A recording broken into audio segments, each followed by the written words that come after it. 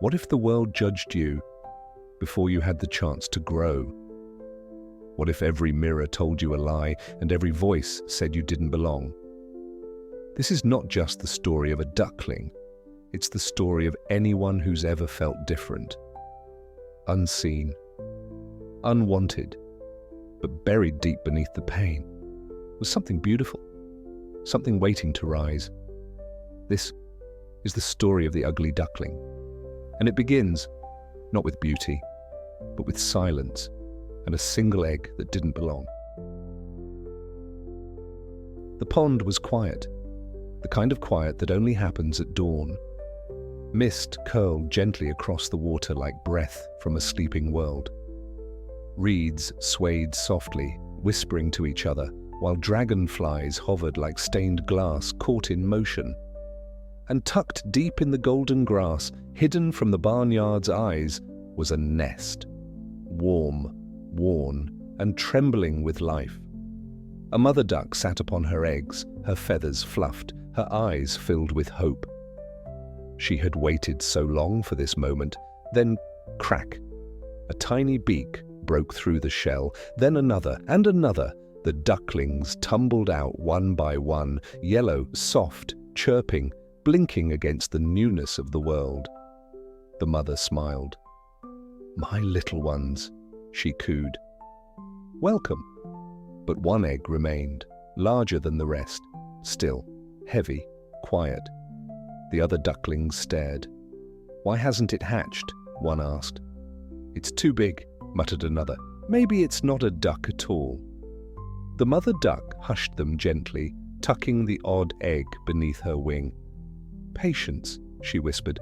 "Every life has its time." Days passed. The barnyard grew curious. Animals came to peek. "That egg's no good," clucked the hen. "It's been sitting too long." "Might be a turkey," the old goose snorted. "Or a mistake," whispered the rooster, eyeing the nest with disdain. But the mother did not move, until at last, one cold morning, the shell cracked, slow, uneven, and out came something no one expected. It was not yellow, not fluffy, not adorable. It was grey, too big, too clumsy. Its feathers stuck out in odd directions. Its eyes were wide and unsure. Its legs trembled as it tried to stand. The barnyard fell into silence. The ducklings stared. The chickens blinked. A piglet nearby snorted in disgust. "What is that?" Even the mother duck hesitated. "You came late," she said gently, "but you are mine." The odd duckling looked around at the faces twisted in confusion and judgment. He didn't understand what he had done wrong. He had only just arrived, and already he was alone. The days passed, but they did not get easier. The other ducklings learned to waddle and swim. They chirped, played, and nipped each other's tails in the sunlight. But the grey one, the strange one, trailed behind them, always just a step too slow, a wing too crooked, a chirp too soft. Wherever he went, eyes followed, not with wonder, but with scorn. "Look at him," sneered a young hen. "He walks like he's broken." The piglets laughed. The rooster flapped his wings dramatically. "That's no duck, it's a scarecrow with feathers." And even his own siblings began to pull away. They would huddle together at night beneath their mother's wing and leave just enough space for him to know he was not wanted. He tried to fit in. He paddled harder than the rest, his legs kicking with desperation beneath the water. He dipped his awkward beak into the mud to search for worms just as the others did. But still, the whispers never stopped. Why does he look like that? Why is he still here? Why can't he just leave? One morning, as the dew clung to the grass and the sky glowed soft and grey, he wandered to the edge of the pond and looked into the water. The surface trembled gently, disturbed by ripples. He leaned closer. There, beneath the water, stared a reflection he did not recognize. Not round and yellow like the others. Not soft or sweet, but strange, dark, wrong. He blinked, hoping it might shift into something better. It didn't. Behind him he heard giggles. The ducklings had followed. He's talking to his reflection now. One snorted. Maybe it's the only one that doesn't hate him? The laughter pierced deeper than any peck or shove ever could. He turned away and ran through the tall grass, past the stone path beneath the barn gate. The world grew quieter behind him, but heavier too. He didn't cry. Not yet. But something inside him, something small and bright, had dimmed. A light that once believed, maybe they'll come to love me. Now whispered, maybe I'll always be alone. He left before the sun had fully risen. No one stopped him. No voices called his name. Not a single wing fluttered in protest. The pond, the barn, the nest, all faded behind him in silence. The grey duckling walked alone, through meadows wet with morning dew, through forests where strange eyes watched from the shadows, through fields where tall grass whispered stories to the wind. His small feet blistered, his wings ached, his stomach growled with hunger. Still tight he walked. Everywhere he went, the answer was the same: rejection. He tried to approach a group of wild ducks at another pond. They eyed him coldly. "You're too ugly," one said. "You'll bring hunters with that noise," sneered another. They pecked at him until he fled into the reeds. He found a cozy little cottage with a light in the window. He peered inside. Warm fire, bread on the table, a cat curled by the hearth. But when the farmer's children spotted him, they shrieked and chased him with sticks. "Go away, strange thing! Don't bring your bad luck here!" The cold came quickly. What had once been soft rains turned to sharp frost. The grass grew brittle, the lakes froze over. The duckling's feathers, still not made for warmth, clung to his thin body like wet cloth. He curled up beneath a broken barrel in an abandoned shed. The snow piled high. The wind howled like a hungry beast. Nights were long, days were longer. He dreamed of warmth, of voices calling his name, of a nest that smelled like home. But every morning he woke to silence. His reflection, once mocked, was now gone. The pond was ice. He could no longer see himself. One night, barely awake, body stiff with cold, he whispered, "If this is what life is, maybe it's better to sleep and not wake up."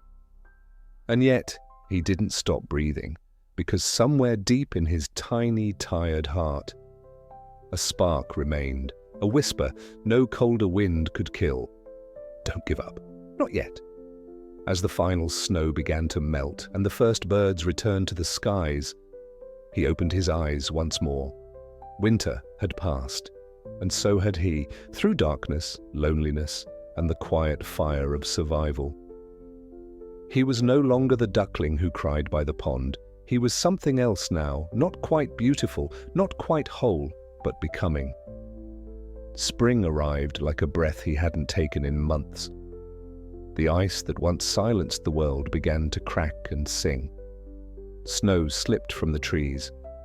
Buds pushed bravely through the thawing earth.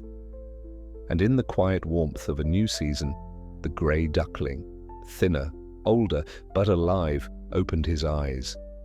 The cold had not killed him, nor had loneliness. Somehow, through all the storms and silence he had endured, he stretched his wings. They felt heavier now, wider, stronger, different. He stumbled toward a nearby lake, larger than any he had seen. The surface shimmered like glass, stirred only by the breeze and the soft glide of something magnificent. Swans, they were unlike anything he had ever known. Their wings moved like music, their necks curved like rivers, their eyes, calm and ancient, held the weight of sky and wind.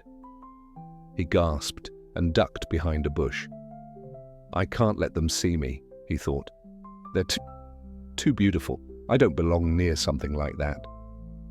but something pulled at him. Not courage, just exhaustion. He had nothing left to fear, nothing left to lose. Slowly, trembling, he stepped out into the clearing. The swans turned. They didn't laugh, they didn't hiss, they simply watched. And then he looked down. There, in the lake's calm mirror, he saw a reflection, but it wasn't the one he remembered. No grey, no crooked beak, no awkwardness. He saw white, wings that shimmered in the light, a long, graceful neck, eyes filled with sorrow and strength. He blinked, confused. That's not me. But it was. The reflection followed his every move, not mocking, not mistaken, but true. He was no longer a duckling. He was a swan. One of the swans slowly approached, gliding with quiet elegance. She tilted her head, studying him. "You've been alone a long time," she said gently. He could only nod, his voice caught in his throat. "But you were never ugly," she whispered. "You were only becoming." And in that moment, with the world watching, the water still, and the wind holding its breath, he stepped into the lake and floated. Not chased, not mocked, not alone. He was home. He glided across the water as if he had done it his entire life. No splashing, no struggle, no hiding, only silence, peace, and the soft sound of wings unfolding behind him. The swans circled around, their presence like music. They did not ask him where he came from. They did not ask why he had been alone. They only welcomed him, because swans know. They know the pain of growing, the ache of waiting, the long, quiet work of becoming. And as he floated there, the sun broke through the clouds, bathing the lake in gold. For a moment, the water seemed to shine from within, like it recognized him too. Not as a mistake, not as an outsider, but as one of its own. On the banks of the lake, a group of children passed by. One of them pointed. "Look! That swan, the one in the middle, he's the most beautiful of them all." And he heard it. Not ugly, not wrong, not too late, but beautiful. He didn't lift his head in pride. He didn't turn to show off his feathers. He simply closed his eyes and breathed. It had been such a long journey, through rejection, through cold, through loneliness so deep it almost swallowed him. But all of it, every cruel word, every silent night, every moment of doubt, had led him here. And now the world saw what he had not dared to believe.